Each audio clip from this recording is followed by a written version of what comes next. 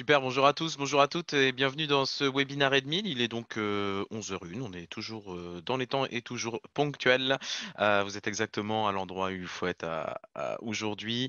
Donc merci pour votre présence d'un côté, merci aussi pour votre intérêt dans la solution Edmil. Aujourd'hui, on est sur un webinaire un peu plus intime que d'habitude. On est à peine une dizaine, donc ça va être l'occasion de poser toutes vos questions dans la fenêtre de conversation. Donc je m'appelle Mansour Chekiwa, je suis Success Manager. Mon rôle consiste donc à vous accompagner dans l'utilisation d'Edmil. C'est ce que je vais faire aujourd'hui avec vous jusqu'à environ 11h40. Avant tout, je voudrais simplement faire un point logistique, d'accord, sur la solution. Oups, si je change de slide, on va aller un petit peu trop vite. Voilà. Donc sachez que vos micros sont éteints. Donc ni moi ni le reste de l'audience ne peut vous entendre. Pour communiquer, je vous invite à utiliser la fonctionnalité chat, la fonctionnalité conversation de Zoom. D'ailleurs, je vous invite à me dire si vous m'entendez bien et puis puis à m'indiquer aussi que l'image se présente bien sur votre écran. Sachez aussi que cette conversation, pardon, cette session est enregistrée. J'ai un petit peu trop regardé les séries policières dernièrement, c'est pour ça que je dis ça. Mais cette session est enregistrée. Vous la retrouverez donc sur YouTube très prochainement pour la revoir ou simplement pour la partager à un collègue. D'ailleurs, on vous adressera un email avec le lien vers l'enregistrement dès que ce sera disponible. Sachez aussi que mon collègue Alban est là pour répondre à vos questions pendant ce webinaire. Il se trouve parmi vous. Donc n'hésitez pas à poser vos questions, comme je l'ai dit, dans la fenêtre de conversation et il pourra vous répondre. Et enfin, sachez qu'il y aura des sondages pendant ce webinaire et je vous propose bien, de vous solliciter dès maintenant avec un premier petit sondage qui doit s'afficher à votre écran. On a souvent les mêmes retours, donc je vous lis la question, c'est: parmi les solutions suivantes, laquelle utilisez-vous le plus pour créer des contenus de formation digitale? Donc là, pour l'instant, il y a personne qui n'a répondu. J'espère que le sondage s'affiche bien de votre côté. Oui, c'est bon, il y a déjà des personnes qui répondent. Habituellement, on a sensiblement les mêmes réponses. Là, c'est intéressant parce qu'il y a une réponse qui, je crois qu'on n'a jamais eue, qui a été faite. Mais bon, on reste quand même, oui, on reste quand même sur une dynamique habituelle dans les réponses. On va en discuter tout de suite. Je pourrais en mettre fin au sondage. La majorité d'entre vous ont répondu. Et je vais vous le partager. Vous l'avez à votre écran. Voilà, pour la plupart d'entre vous, eh bien, vous utilisez PowerPoint. Il y a une personne qui en utilise un autre. N'hésitez pas à nous dire dans les commentaires ce que vous utilisez. Une personne qui utilise Articulate, une personne qui utilise Camtasia. C'est un petit peu le petit nouveau, hein, Camtasia. Actuellement, on a personne qui utilise Camtasia. Mais PowerPoint, bon, c'est très bien. Ce que je vais faire, c'est que, oui, donc c'est Madame de Vigne, bonjour Olivia, qui nous dit qu'ils utilisent genial.ly pour la création de ces contenus digitaux. Donc PowerPoint, alors voilà, vu que la plupart d'entre vous utilisent PowerPoint, je vais faire des comparaisons et puis avec PowerPoint pour que ce soit très clair et qu'on comprenne bien l'idée d'Edmil. Alors l'idée de ce sondage, évidemment, vous l'aurez compris, bah, c'est surtout pour enfin de voir en fait et de montrer bien qu'il y a pléthore d'outils, qu'il y en a absolument énormément. Et c'est vraiment dans ce contexte-là qu'Edmil est né. Donc je le rappelle pour ceux qui ne le savent pas, Edmil est très très jeune. Il a fêté ses 4 mois. Il a bientôt 5 mois pardon, dans 3 jours. Et c'est vraiment dans un contexte très mouvementé qui est celui de la formation. Et puis c'est vraiment à des challenges existants et qui sont bien ancrés dans notre marché, dans notre secteur, qu'il tente de répondre. En tant que Customer Success Manager, moi, je pense que si on souhaite bien prendre en main l'écosystème et en devenir un expert, c'est quand même important d'en saisir la philosophie et puis de comprendre la portée qu'il souhaite donner à la création de formations digitales. Et donc, c'est pour ça que je souhaiterais, avec vous, faire une présentation rapide de la jeunesse d'Edmil.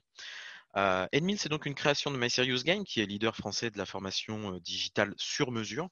Je le disais, Edmil est jeune, il n'a que 5 mois, mais My Serious Game est un petit peu plus vieux que ça. My Serious Game existe depuis 6 ans presque, et Edmil s'est construit autour de l'expérience de My Serious Game pour vous fournir une méthode de création et de diffusion de contenu de formation digitale qui a été éprouvée dans les centaines, voire même milliers de projets de formation digitale que My Serious Game a pu mettre en place durant ces 6 années d'existence. Alors, Emile ne s'arrête pas là dans son objectif d'éprouver la méthode, puisque My Serious Game a travaillé avec l'AFNOR, qui est notre organisme de certification et de normalisation nationale, pour définir et certifier une méthode de formation digitale. Et cette formation, eh bien, c'est la première de ce genre. On est vraiment très très fiers au sein de My Serious Game de l'avoir reçue en premier. Je dis bien reçue en premier parce que c'est une certification qui est ouverte à tous les acteurs du marché, donc d'autres l'auront. Cette certification nous a été remise dans les locaux de Microsoft. C'était un événement qui a eu lieu en janvier, fin janvier, lors de la sortie de la plateforme.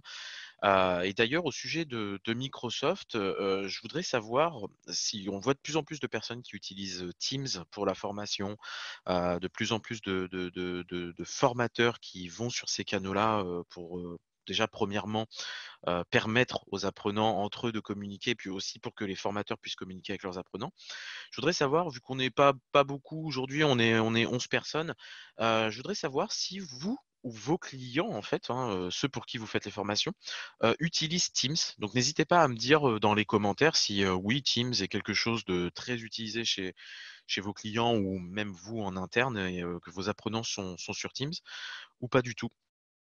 C'est vraiment très intéressant parce que sachez aussi que on a une collaboration avec Microsoft. Donc on pourrait être amené à l'avenir à pourquoi pas faire un petit webinar conjointement au sujet des possibilités de formation via Teams. Donc ce serait intéressant. Merci à tous pour vos retours. Aurélia, merci. Donc vous dites qu'effectivement vous utilisez Teams à 100%. Emmanuel, on en avait déjà parlé, je crois, dans un ancien webinar où oui, vous aussi, vous avez des clients qui utilisent Teams.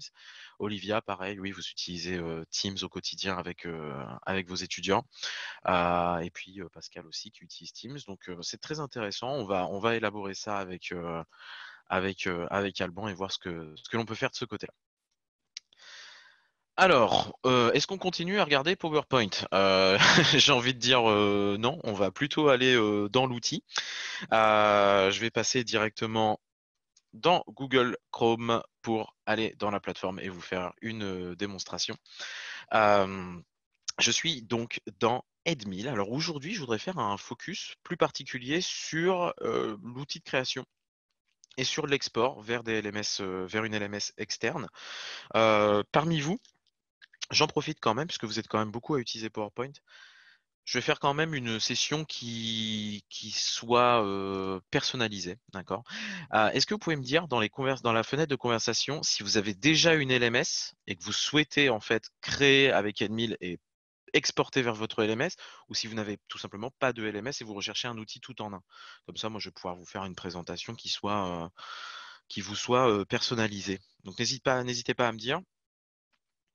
Je sais pour Olivia, par exemple, que vous recherchez, voilà, vous êtes intéressé pour voir le côté LMS aussi d'Edmil. Pas de LMS, pas de LMS, pas de LMS, pas de LMS. Eh ben très bien, super. Eh ben voilà. Eh ben comme ça, je vais pas trop m'attarder sur l'export. Voilà. Donc c'est très bien. Je vais vous montrer en fait l'aspect tout en un de Edmil. Je vais vous montrer dans Edmil comment est-ce qu'on peut créer et comment est-ce qu'on peut diffuser en restant dans une seule et unique plateforme. Voilà. Donc, lorsque vous vous connectez, eh bien, vous vous retrouvez sur cette page-là. Alors oui, Sébastien, si, je vois vos commentaires, je vous rassure. Ils sont pas vus, je pense, par les autres participants. Ils sont vus par les autres participants, si, parce que vous avez choisi l'option. Alors, juste un petit message avant qu'on rentre dans le vif du sujet et qu'on rentre dans la démonstration. Si vous souhaitez utiliser la fenêtre de conversation et que les autres participants voient vos messages, il faut bien prêter attention à envoyer à tous les conférenciers et les participants. C'est une petite option que vous avez dans la fenêtre de chat de Zoom. Voilà, donc petite parenthèse, on va pouvoir rentrer dans le vif du sujet. Donc, on se connecte à Edmil et on se retrouve dans la plateforme. La première chose que l'on a, c'est des tutoriels vidéo que j'ai eu le plaisir de faire. Donc, n'hésitez pas à me donner vos retours par rapport à ce qu'ils contiennent. L'idée, c'est réellement de vous montrer le processus créatif de diffusion dans Edmil pas à pas et de manière tout à fait logique. Donc la première chose que l'on vous propose, c'est de découvrir l'interface, ensuite de configurer votre module, de le concevoir, d'ajouter des apprenants, de leur diffuser vos formations et ensuite de faire de l'analyse statistique. Ce sont des vidéos très courtes qui n'ont pas de son, hein. Vous voyez, je vais en ouvrir une. Voilà, il n'y a pas de son, il y a des petites, il y a des bulles d'aide qui s'affichent, hein, pour vous expliquer l'interface. Voilà, donc il n'y a pas besoin de mettre de casque ou quoi que ce soit. Ça, c'est pour découvrir Edmil. Vous pouvez quitter les vidéos. Si vous avez besoin de les retrouver, vous pouvez cliquer ici sur Aide, en bas à gauche, et vous avez Découverte d'Edmil qui vous permet de réafficher ces vidéos. Si vous êtes plus dans la lecture et que vous souhaitez plutôt avoir un guide complet, vous pouvez utiliser notre guide de prise en main qui est juste ici dans Aide, devenez un expert d'Edmil. Je clique dessus pour l'ouvrir. Et ici, vous avez une série d'articles qui, encore une fois, reprend toute l'aventure, toute l'expérience Edmil, de la création du compte à sa validation jusqu'au management, la gestion de son abonnement. Et puis on reprend encore une fois, voilà, pas à pas, l'expérience Edmil. On commence par configurer un module, on le conçoit, on crée des apprenants, on leur diffuse et après on fait de l'analyse statistique, etc., etc. Donc n'hésitez pas surtout à utiliser ces ressources qui, je tiens à préciser, évoluent, hein, puisque Edmil évolue. Il y a des nouvelles versions toutes les semaines avec des fonctionnalités plus ou moins importantes. Par exemple, on a mis en place il y a très peu de temps la possibilité d'avoir accès à des résultats détaillés que je vais montrer en fin de démo. Mais voilà, c'est mis à jour très régulièrement et du coup, ce guide de prise en main évolue continuellement. Donc on se retrouve devant l'interface maintenant Edmil. Ici, on a des statistiques, hein, qui vous sont proposées. C'est le tableau de bord. Ce sont des statistiques très générales, mais on va voir un petit peu plus tard dans cette démonstration qu'on peut vraiment filtrer ces statistiques pour avoir des résultats très très précis. Un petit peu plus bas, on a un bandeau qu'on appelle de curation continue. Ce sont des cartes qui vous permettent d'accéder à des informations, à des news qui sont vraiment liées à votre métier de formateur. Et ici, vous avez la possibilité de demander à ce que l'on vous rappelle, juste ici, en cliquant sur On s'appelle. Et ensuite, sur la partie gauche, vous avez le menu fixe d'Edmil, qui celui-ci est persistant, hein, où qu'on soit dans l'application, il est toujours là. Et on a la possibilité, pour pouvoir se concentrer un petit peu sur ce qu'on est en train de faire, on a la possibilité de le réduire en cliquant sur la flèche en haut à gauche et de le rouvrir simplement en cliquant sur le moulin. Dans votre profil, vous retrouverez votre nom, prénom, etc. Et puis vous retrouverez aussi vos informations de facturation si vous choisissez une formule professionnelle d'Edmil. On va se lancer dans le vif du sujet. C'est parti. On va commencer par justement l'aspect configuration de module et puis création. Donc ça se passe ici dans l'onglet création dans le menu de gauche. Et je vais me permettre de fermer ce petit menu pour avoir plus d'espace et vous avoir une meilleure visibilité sur le contenu. Donc je me retrouve dans l'outil de création et on est sur ce que l'on appelle le configurateur. Donc l'idée, c'est de partir sur de bonnes bases, de bien paramétrer son module avant de passer à la conception de son contenu. Donc ça, c'est très important. Et on va regarder comment ça se déroule. Donc déjà, dans un premier temps, on va choisir le type de formation, le type de module que l'on souhaite faire. Pour ceux qui sont formateurs, c'est très simple, vous allez vite comprendre. Ceux qui ne sont pas formateurs, il va y avoir un petit apprentissage à cet endroit-là. Le type de formation va définir, si on choisit le mode accompagné, on verra un petit peu plus tard, ça va définir la structure de votre module. On a le choix entre savoir théorique, je ne vais pas parler d'évaluation qui est beaucoup plus simple, je parlais de savoir théorique, savoir appliqué, savoir conceptuel. Savoir théorique, c'est si on souhaite simplement fournir une information à nos apprenants. D'accord. Si savoir appliquer, c'est si on souhaite fournir une information à nos apprenants, leur transmettre un savoir, mais qu'on souhaite aussi s'assurer qu'ils l'appliquent au quotidien dans leur métier. Et ensuite, on a savoir conceptuel, et là on va encore plus loin, c'est qu'on souhaite leur fournir une information, qu'ils l'appliquent, mais en plus de ça, qu'ils soient capables d'y porter un jugement et d'y porter une critique. Donc on va choisir savoir conceptuel, et là on va voir en fait selon ce que j'ai choisi. Donc vous comprenez tout de suite si vous êtes formateur qu'il y a des niveaux cognitifs dans ces notions-là. Savoir conceptuel, on est sur un niveau cognitif un peu plus élevé. Et là, on va définir les objectifs de notre formation. Et selon ce que j'ai choisi avant, eh bien, je vais avoir des objectifs qui sont en lien avec le type de formation et le niveau cognitif de ma formation. Alors, pourquoi définir des objectifs pour sa formation? Vous le faites tous, hein, vous le faites tous. Évidemment, je pense qu'il y a même pas besoin que j'explique pourquoi il faut le faire. Mais, quelque chose que l'on oublie, surtout pour ceux qui ne sont pas formateurs, c'est que ça permet aussi de définir une trame et de définir une structure à son module de formation. D'accord? Donc là, on va choisir un objectif général. Donc j'ai choisi savoir conceptuel, on est sur un niveau cognitif élevé, le plus élevé que l'on peut avoir, dans les formations, Edmil. Donc je vais avoir des verbes qui vont m'être proposés, des verbes d'objectif qui sont à ce niveau-là, mais aussi à des niveaux inférieurs. Donc pour ceux qui sont formateurs, vous avez sans doute reconnu cette taxonomie, c'est la taxonomie de Bloom. Donc là, pour savoir conceptuel, Edmil me conseille d'utiliser pour mon objectif principal un verbe d'action coloré en bleu qui vise la synthèse, l'évaluation, d'accord, et qui est donc en rapport avec une formation de type savoir conceptuel. On va prendre un exemple très très grossier, mais bon, c'est l'objectif, hein, pour que ceux qui ne sont pas formateurs puissent aussi être à l'aise dans cette démonstration et qu'ils puissent comprendre. Mon objectif de formation, là, ici, par exemple, ça va être concevoir une dissertation. Voilà, donc ça, c'est mon objectif général. Cet objectif est visible par l'apprenant, hein, n'oubliez pas ça, il faut vraiment les écrire, ces objectifs, dans un langage et dans un vocabulaire qui est compréhensible par l'apprenant. Donc l'objectif général pour l'apprenant, c'est qu'il sache à la fin de cette formation concevoir une dissertation. Et là, je vais définir des objectifs pédagogiques dits intermédiaires. Donc ces objectifs pédagogiques vont m'aider à atteindre, et surtout aider l'apprenant à atteindre cet objectif général. Et là, du coup, on va y aller graduellement. On va commencer par des verbes cognitifs qui soient de niveau inférieur. On ne va pas tout de suite leur mettre des objectifs à un niveau cognitif élevé, on va les accompagner graduellement. Donc là, par exemple, si mon objectif général, c'est de concevoir une dissertation, on peut partir du principe que mon premier objectif, vous voyez, donc là on est en jaune. En jaune, c'est du niveau 1-2 sur la taxonomie de Bloom, on est sur des niveaux cognitifs bas, j'ai envie de dire. Bah, ça va être de mémoriser l'alphabet. C'est grossier, hein. C'est vraiment, c'est vraiment un exemple très simple volontairement, hein. Et le deuxième, bah, ça va être tout simplement de savoir écrire une phrase. Et voilà, on voit bien effectivement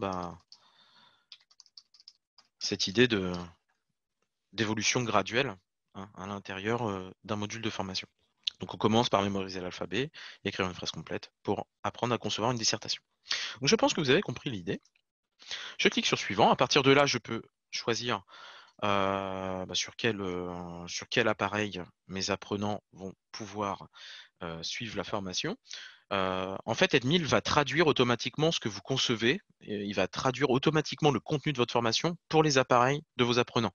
Donc, quand votre apprenant va venir sur son smartphone, Edmil va tout afficher pour le smartphone. Vous n'avez pas à configurer quoi que ce soit, Edmil le fait automatiquement. Je clique sur oui. Et à partir de là, Edmil me propose si je souhaite avoir le mode accompagné ou non. Et là, je vais évidemment dire oui. Donc là, vous voyez que j'ai mon chapitrage qui est proposé, parce que j'ai choisi le mode accompagné. D'accord? J'ai mes objectifs, hein, qui me sont rappelés ici. Bon, je les ai tapés un petit peu rapidement tout à l'heure. Et on a la possibilité d'ajouter des documents, de joindre des documents à son module de formation. Donc là, je vais désactiver par exemple évaluation diagnostique et harmonisation pour simplifier un petit peu la chose. Je vais donner un titre à mon module, on peut y mettre une description, une étiquette et un visuel. Bien entendu, on recommande de mettre un visuel pour la simple et bonne raison que ça permet à l'apprenant, en un coup d'œil, de pouvoir identifier son module de formation. Donc là, je vais en choisir une. Hop, peut-être pas d'ici. Je vais prendre dans ma bibliothèque Edmil directement, puisque Edmil inclut une bibliothèque. Tous vos médias sont stockés dans Edmil. Voilà, et je clique sur enregistrer et continuer. Donc là, il va enregistrer mon image, il va enregistrer le titre de mon module. Et là, on va enfin pouvoir passer à la conception. Donc dans la conception du module, on est vraiment dans le cœur, on est dans le contenu du module là. D'accord? Donc vous voyez les fameux chapitres qu'il y a sur le côté. Edmil me propose directement une structure pour mon module de formation. Donc j'avais enlevé évaluation diagnostique et harmonisation. Je commence directement par une introduction. Et là, Edmil me propose directement en encadrant en rouge comme ça, c'est vraiment un conseil, hein, je peux le suivre ou ne pas le suivre, mais Admin me propose de commencer plutôt par une activité de type informé. Qu'est-ce que c'est une activité? Bah, vous voyez ici, dans les chapitres à gauche, vous avez plusieurs activités qui sont listées. Une activité, pour faire le lien avec PowerPoint, c'est une diapositive. D'accord? C'est une diapositive. Donc là, mon activité slash diapo, ici, ma première, dans Introduction, on me propose de commencer par informer. Donc, je vais suivre Edmil. Je choisis une activité de type informé. Vous voyez ici, il y a un petit témoin d'enregistrement. Edmil enregistre à intervalles réguliers ce que je fais. Donc comme ça, si je perds ma connexion, au moins tout est sauvegardé.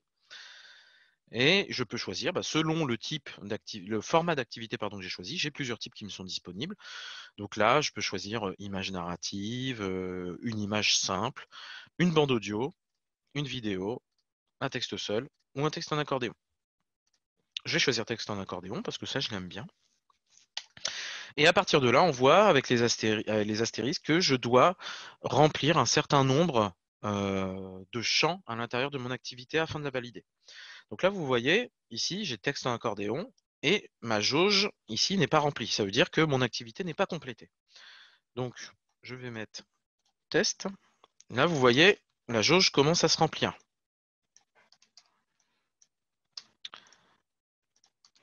Je remplis mon activité. Après, je vous montrerai un exemple beaucoup plus professionnel, on va dire. Et vous voyez ici que ma jauge est remplie à 100%. Donc mon activité est prête, je peux passer à la suivante. Si j'estime que dans ce chapitre introduction, je dois rajouter une deuxième activité, parce que une, ça ne suffit pas, je clique sur ajouter et j'ai une nouvelle activité qui vient s'ajouter dans mon chapitre.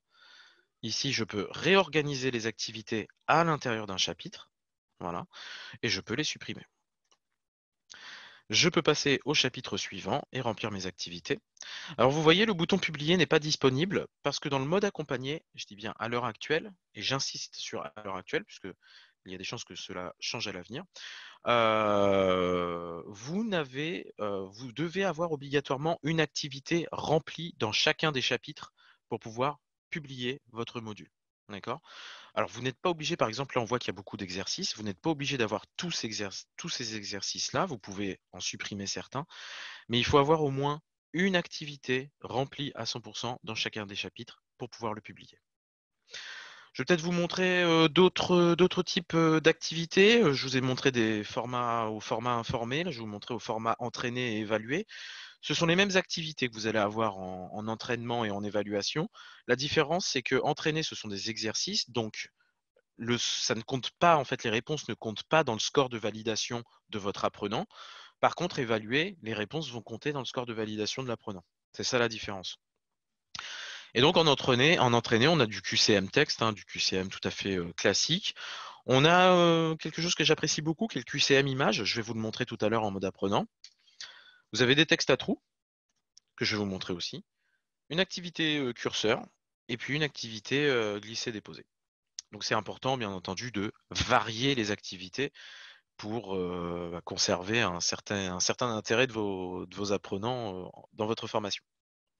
Donc là, je vais revenir dans ma bibliothèque. On va imaginer que j'ai terminé ce module. Une fois que ce module est terminé et que je clique sur publier, je vais pouvoir le passer en mode en publier. Donc là, vous voyez, j'en ai déjà créé un. Et je vais vous montrer en fait ce parcours une fois qu'on l'a assigné à des apprenants, à quoi il ressemble. Donc, mon module est créé.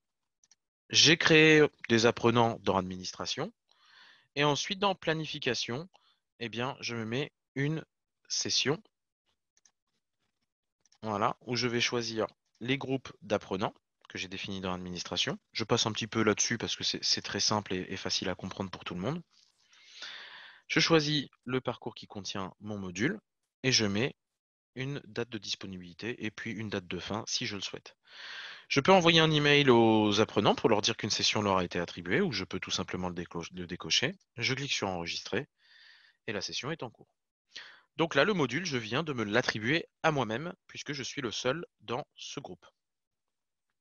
Alors, en tant qu'administrateur, comment est-ce que j'accède au mode apprenant? Eh bien, tout simplement en cliquant sur votre profil, vous allez dans mode apprenant et vous accédez à votre mode apprenant. Vous, vos apprenants, avec leur compte apprenant, c'est là qu'ils arriveront automatiquement. D'accord? Ils n'auront pas à cliquer sur mon profil mode apprenant. Eux, ils arriveront directement ici et on voit eh bien, que ma session a commencé et que je peux lancer mon module. Donc voilà, je vais vous montrer cette expérience apprenant. On voit le score minimum de validation de 75%, le temps à prévoir, et aussi qu'il y a des documents disponibles, des documents joints à ma session, et je peux cliquer sur consulter pour pouvoir les télécharger. Donc je peux les télécharger maintenant ici, ou si je commence ma formation, eh bien je peux les télécharger sur l'écran de démarrage, sur l'écran d'introduction qui est juste là. Voilà, télécharger. Donc c'est un document complémentaire à mon module. Je clique sur commencer le module, et voilà l'expérience apprenant que l'on a. Donc on est très clairement, comme je le disais tout à l'heure, une activité égale une diapositive. On est vraiment dans cet état d'esprit-là. Ici, c'est une activité texte. Ici, on a le texte accordéon que j'ai fait tout à l'heure en indiquant test, test, test, test, test partout. Donc là, on voit le résultat quand on a vraiment du contenu dedans. Ici, c'est une image narrative. D'accord? Donc, image narrative, ça veut dire que l'on peut passer les images. On peut le faire en glissant ou en utilisant les flèches. Ici, j'ai un rappel m'indiquant que je dois ouvrir la pièce jointe et de la lire. La pièce jointe que j'avais donc téléchargée en amont. Ici, c'est le fameux texte à trous dont je parlais tout à l'heure.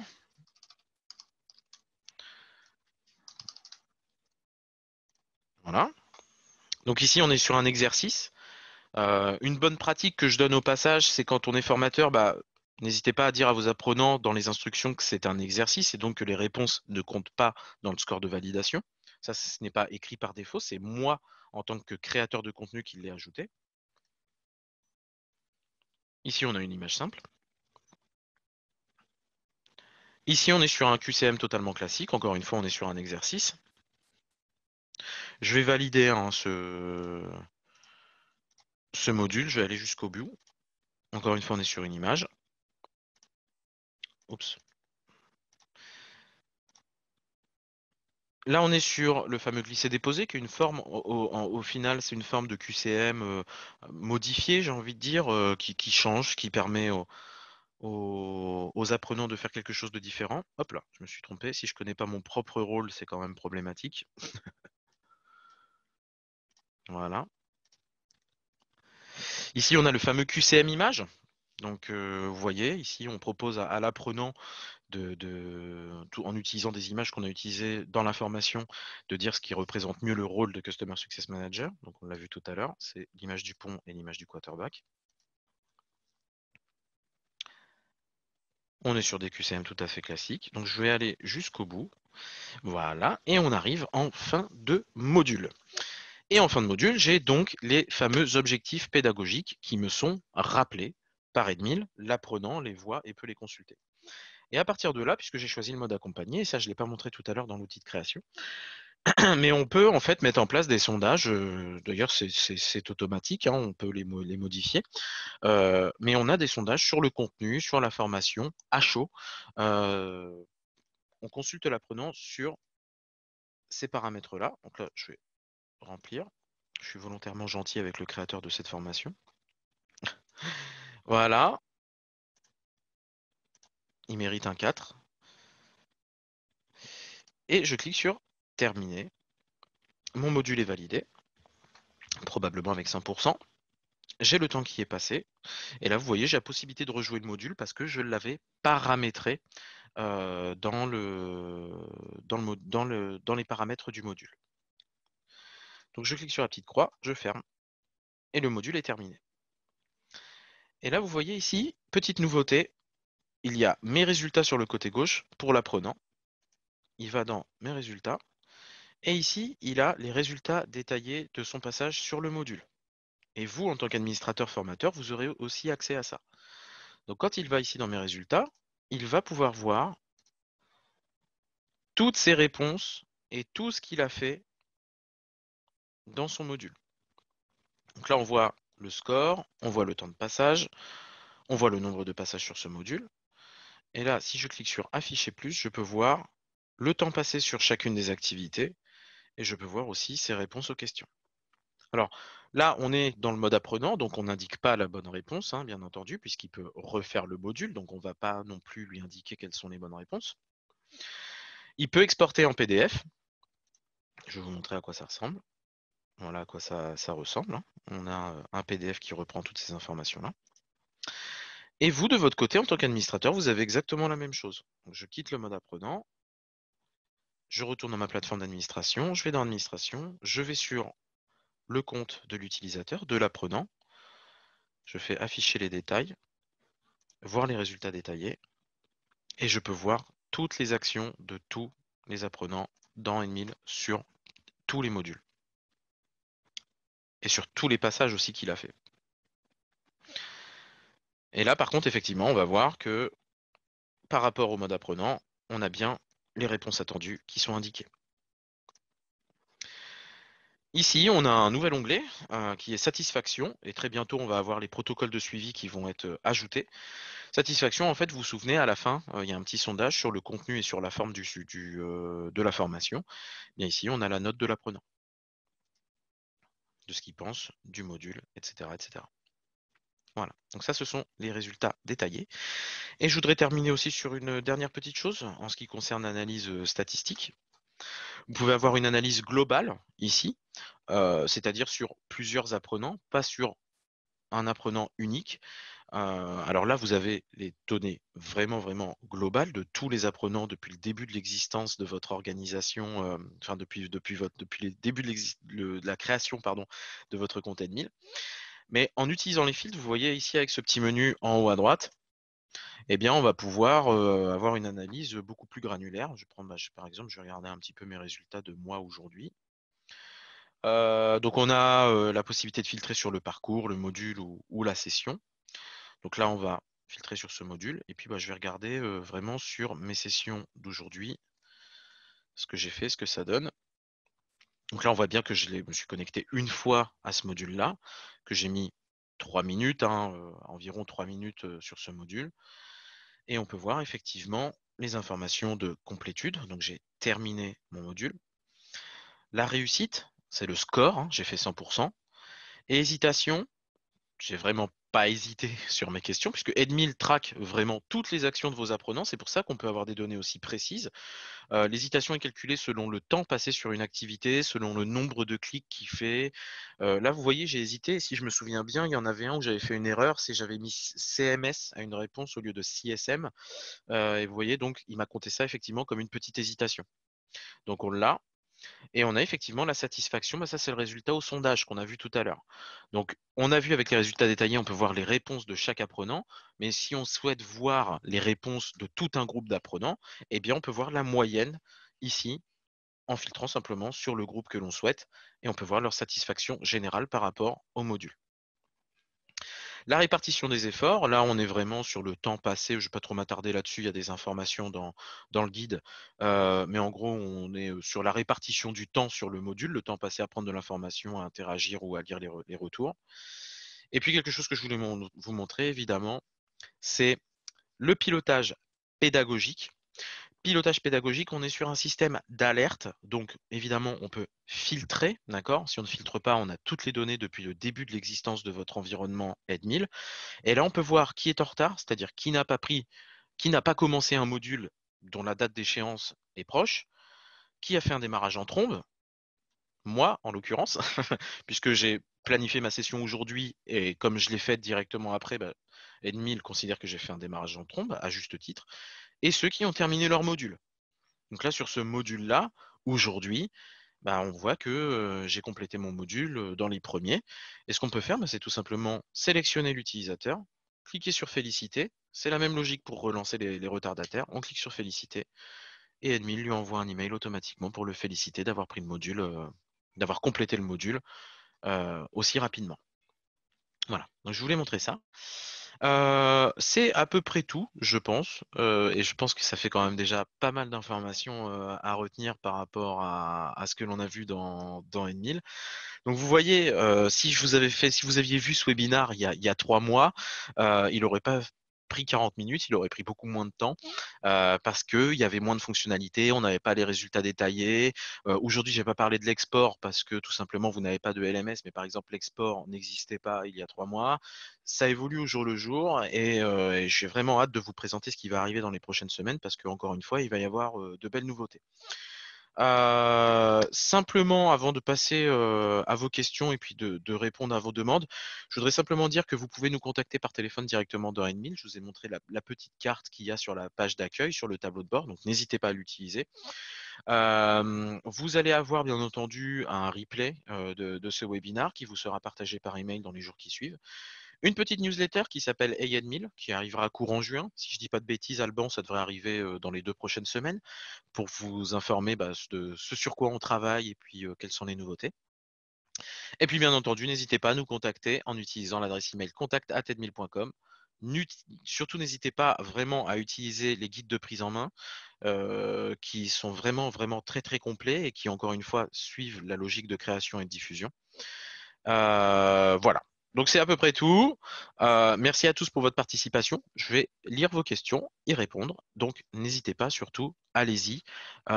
Mettez vos questions dans l'onglet conversation pour que je puisse y répondre. Donc j'ai une première question qui est de Kim. Kim, bonjour. Vous demandez, en cas de mise à jour du module, comment sont impactées les sessions en cours? Très bonne question. Dans les groupes, est-il possible de créer des règles plus fines, par exemple le groupe A, sauf les apprenants dont tel attribut vaut telle valeur? Alors, c'est une excellente question. Je vais répondre à la première. Euh, pour mettre à jour un module, celui-ci ne doit pas être dans une session active. Pour justement sécuriser votre module et puis avoir une consistance auprès de vos apprenants, on ne peut pas le modifier s'il est dans une session en cours. Donc là, vous voyez par exemple mon module Customer Success Manager qu'on a vu dans cet exemple-là, il est dans une session en cours. D'accord? Puisque je l'ai fait tout à l'heure. Si je vais dans Bibliothèque et que je cherche à l'éditer, cet élément ne peut pas être supprimé, cet élément ne peut pas être édité car utilisé dans une session. Aujourd'hui, il est absolument nécessaire de supprimer la session avec ce que ça implique derrière. Il est nécessaire de supprimer la session pour pouvoir modifier le module. Donc, une fois que la session est terminée, si celle-ci a une date de fin, c'est pas problématique. D'accord? C'est pas problématique. On peut supprimer la session sans aucun souci. Euh, il faudra juste faire attention. Enfin, moi, ce que je conseille, c'est avant de supprimer la session, vous venez ici, Action, et vous exportez les logs CSV. Si vous êtes un organisme de formation et que vous avez besoin de justifier que vos apprenants ont bien suivi vos modules de formation, il faudra bien le prouver. Donc, exporter les logs CSV, ça vous permettra de justifier que vos apprenants ont bien suivi les modules ou pas. Donc, une fois que votre session sera terminée, vous exportez les logs et vous supprimez, et puis vous pourrez modifier votre module. En ce qui concerne les groupes, je vais vous montrer comment ça fonctionne. Et bien, tout simplement, en fait, vous allez dans Administration, vous allez dans Groupe, vous cliquez sur plus. Et en fait, c'est beaucoup plus simple hein, que ça. Je vais l'appeler par exemple groupe A, comme vous me disiez. Et en fait, il n'y a pas de logique de filtre ou quoi que ce soit. C'est vous allez venir et puis c'est simplement une liste descendante. Vous allez avoir tous vos apprenants qui vont s'afficher. Donc il faut les choisir comme ça directement, ou sinon vous pouvez taper leur nom et ils s'affichent directement. Voilà. Alors, une question de Hervé. Bonjour Hervé. Comment se calcule la mémorisation? La mémorisation, et là je me rends compte que je n'ai pas parlé d'un élément fondamental de l'accompagnement N1000, et je m'en excuse, c'est ce que l'on appelle les protocoles de suivi. Les protocoles de suivi, en fait, d'N1000, et ça c'est vraiment la force du mode accompagné et du chapitrage automatique, c'est que vous allez pouvoir définir des QCM qui vont être envoyés à l'apprenant à J+15, J+30, J+60, J+90 pour valider la rétention des connaissances de l'apprenant. Je vais vous montrer comment c'est. Donc, je vais simplement supprimer ma session, hein, vous voyez, pour pouvoir modifier mon module. J'ai supprimé ma session. Je vais dans Bibliothèque. Et là, maintenant, du coup, je peux l'éditer. Et on voit tout à l'heure que je me suis arrêté à la synthèse hein, quand j'étais en mode apprenant. La dernière étape, c'était le sondage. Mais vous voyez que là, dans mon module, j'ai tout un tas de protocoles de suivi. À 30 jours, à 15 jours, 30 jours, 60 jours, 90 jours et 120 jours. Non, j'ai pas 120 jours, pardon, 90 jours. L'idée, en fait, c'est d'envoyer un questionnaire aux apprenants 15 jours après qu'ils aient complété le module pour vérifier la rétention des connaissances. Donc c'est des QCM, hein, vraiment tout simple. Et en fait, ce score de mémorisation, il est calculé selon les réponses du protocole de suivi, qu'elles soient justes ou pas. Donc à J plus 15, voilà. En fait, c'est le score vraiment des protocoles de suivi, la mémorisation, pour faire simple. C'est vraiment ça. Donc on peut avoir quelqu'un qui fait le module à chaud et qui a un score de validation du module à 100%, mais qui arrive au protocole de suivi. Au protocole de suivi, il est à 20% des informations retenues. Alors soit c'est le protocole de suivi qui est trop compliqué, ou soit c'est parce qu'il a pas, il a tout simplement pas retenu l'information. Donc c'est vraiment pour ça qu'on dit qu'Edmil aussi aide à la réingénierie, parce qu'à partir d'un moment, sur du long terme, hein, il faut quand même bien se le dire, on peut réaffiner ces formations selon les résultats. Et là, je vais spoiler un petit peu, mais aujourd'hui, on est en train. Donc là, aujourd'hui, 15 jours, 30 jours, 60 jours, 90 jours, c'est fixe. Encore une fois, en mode accompagné, il faut obligatoirement avoir une activité par chapitre. Donc, ce qui veut dire que les protocoles de suivi, si on est en mode accompagné, ils sont obligatoires. Là, aujourd'hui, on est en train d'évaluer, je dis bien d'évaluer, une possibilité de modifier, de vous laisser en fait modifier ces échéances. Donc, pourquoi pas, par exemple, de mettre 5 jours, 10 jours, 7 jours, 2 jours, 3 jours. Et aussi de désactiver certains protocoles et de ne pas tous les utiliser. Voilà. Donc, je spoil un petit peu. Encore une fois, c'est juste en cours d'évaluation, c'est pas en cours de développement, donc prenez ça avec des pincettes. Mais en tout cas, on en discute. Donc merci à vous d'avoir posé la question. Olivia, qu'en est-il de l'import de documents?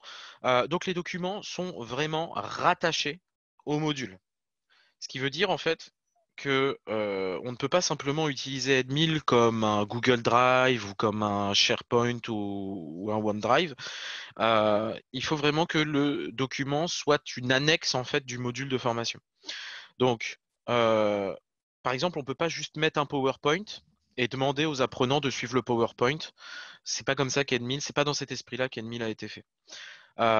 L'idée, c'est de créer un module de formation et dans ce module de formation, d'y associer en fait une pièce jointe. Donc, si je replanifie ma session pour montrer l'expérience apprenant, donc on a vu en fait dans la création du module, j'avais l'option qui était d'ajouter des pièces jointes au module de formation. Et bien lui, l'apprenant, en fait, après, derrière, hop, je me replanifie ma petite session, valider, comme ça je vais aller en mode apprenant. Oups, voilà, mode apprenant. Lui, en fait, il va avoir accès aux documents, seulement aux documents qui sont associés aux modules qui lui sont attribués. Donc moi, dans mon module Customer Success Manager Kesako, j'ai mis un document qui est une fiche de poste du Customer Success Manager. Et ben là, l'apprenant, lui, dans Bibliothèque, il va vraiment avoir que cette fiche-là, que celle du module qui lui a été attribué. Si la session reste et que celle-ci est terminée, le document reste quand même dans sa bibliothèque pour qu'il puisse y accéder. Donc ça veut dire que si j'ai planifié ma session pour qu'elle arrête le 20 juin, à partir de 20 juin, lui, l'apprenant, il aura plus accès au module. Le module ne sera plus disponible. Mais par contre, il aura toujours, grâce à la session, il aura toujours le document dans sa bibliothèque. Par contre, si on supprime la session, ça, il le perd. Si on supprime la session, il perd le document dans sa bibliothèque. C'est vraiment une annexe en fait. Il faut vraiment voir le document comme une pièce jointe, une annexe de son module. Kim, vous demandez s'il est possible de dupliquer le cours pour créer une nouvelle version de la session. On avait cette discussion-là justement avec l'équipe de production hier, oui, hier ou avant-hier, je ne sais plus. Enfin bref, en début de semaine. Par rapport à ça, et effectivement, c'est pas encore en développement, mais on a ça dans le viseur et pour nous, c'est quelque chose que l'on souhaite faire. J'ai pas encore de date. Je pense que ça va pas être là durant l'été, ça va pas être à la rentrée, sauf bonne surprise. Ça va pas être pour maintenant, mais effectivement, on a pour objectif non seulement de pouvoir dupliquer un module, mais aussi de pouvoir dupliquer les activités elles-mêmes à travers différents modules. Donc, c'est-à-dire d'un module A, aller piquer une activité qu'on a déjà créée dans un autre module. Donc ça, pour l'instant, c'est les discussions que l'on a, mais c'est pas en cours de développement encore. Mais en tout cas, on prend ça très au sérieux. Dernière question, vraisemblablement de Pierre. Peut-on conditionner l'accès à un document à la réussite d'un module? C'est une très bonne observation, Pierre. Donc, c'est-à-dire, selon le score de validation, j'imagine, selon le score de validation du module, on aurait accès à un certain document ou pas. J'imagine que l'idée, c'est d'avoir une sorte de certificat, ouais, un truc comme ça. On n'a pas eu la suggestion. On n'a pas eu la suggestion. C'est la première fois qu'on nous propose ça. Je vais proposer l'idée, parce que je trouve ça très sympa et plutôt bien. Je vais proposer l'idée, mais en tout cas, pour l'instant, on n'en a pas parlé. On n'en a pas parlé entre nous. Je suis toujours très transparent et très honnête. On n'en a pas parlé encore avec l'équipe de développement ou quoi que ce soit. Et puis, personne n'a suscité cette idée-là. Mais je vais la proposer, puis comme ça, on pourra en discuter. Question de Baptiste qui dit justement à l'inverse, si le score est trop bas, on pourrait donner accès à des documents pour cimenter les lacunes éventuelles. Eh bien, c'est super. Voilà, j'aime beaucoup cette idée-là aussi. Donc effectivement, voilà, selon le score, s'il est en dessous, on peut donner des documents supplémentaires. Et s'il est au-dessus, bah, donner pourquoi pas un certificat. Bah, je vais proposer ça. Je vais me le noter tout de suite. Donc bon, vous imaginez bien que ce sera probablement pas implanté dans les prochaines semaines, mais en tout cas, j'apprécie beaucoup. Merci beaucoup. Très bonne idée. Voilà. Il y a une question d'Emmanuel pour les tests de positionnement et individualiser les parcours. Oui, effectivement, bah, c'est vrai que les tests de positionnement et individualiser les parcours, bah, c'est l'idée, oui, qu'on peut se faire de l'évaluation diagnostique et de l'harmonisation. Ça aussi, c'est quelque chose dont on est en train d'en parler, on en discute pour voir comment est-ce que ça peut être fait. De manière efficace et puis bah, sans mettre à défaut, j'ai envie de dire, tout ce qui a déjà été fait. Mais effectivement, oui, on est sur de l'apprentissage adapté, quoi. Et effectivement, pour l'instant, Edmil ne le permet pas. Il ne le permettra pas dans les semaines à venir, mais c'est quelque chose auquel on est en train de penser. Voilà, voilà. Petite question de Hervé qui demande, lorsqu'il se connecte à Edmil, on me demande quel est mon espace de travail, je ne comprends pas. Et bien tout simplement, en fait, lorsque vous créez votre compte, vous avez dû définir votre espace de travail. Alors, je vais vous montrer. Est-ce que vous avez bien créé votre compte déjà, Hervé? Oui, d'accord, très bien. Alors, si vous avez bien créé votre compte, je vais me déconnecter, et que vous ne vous souvenez plus de votre espace de travail, vous cliquez sur... alors là, parce que là, en plus, il me demande enfin, là, il a déjà mon espace de travail enregistré. Ça, vous l'avez dans les mails, hein, votre espace de travail. Si vous ne vous souvenez plus de votre espace de travail, vous cliquez ici, vous ne trouvez pas le nom de votre espace de travail, vous cliquez, ça vous enverra un mail pour vous donner l'espace de travail. Le vôtre. Voilà. Eh bien, il est 11h52, j'ai dépassé, mais c'est pas très grave. Je pense que ça valait le coup de répondre à toutes les questions, j'espère. Et puis en plus, on a été quand même un petit peu embêté par ce petit problème technique qu'on a eu au début. Je vous remercie beaucoup en tout cas pour votre attention, pour toutes vos questions. N'hésitez pas à nous contacter s'il y a un problème. Baptiste, vous avez raison, c'est l'effet des mots. Mais j'avoue que c'est la première fois quand même qu'on a eu qu'on a eu ce souci-là aussi de manière aussi importante. Mais bon, il fallait bien une première. C'était aujourd'hui. Mais c'est pas grave. Merci à vous tous. Merci aussi pour vos retours qui font vraiment plaisir. Prenez soin de vous. Et puis, ah oui, j'allais oublier. Vous pouvez aller tester l'outil, bien entendu, sur edmil.com de manière gratuite. Vous allez sur edmil.com, vous pouvez créer un compte. Donc, n'hésitez pas à y aller. Là, je partage toujours mon écran. N'hésitez pas à y aller et à créer un compte gratuit. Ça vous permettra de voir tout ce qu'on a créé. D'accord? Donc, cliquez sur offre gratuite, créez votre compte et essayez l'outil. Voilà, vraiment, ça ne coûte rien. Merci à vous tous. À très bientôt. Prenez soin de vous et à une prochaine fois. Merci beaucoup. Au revoir.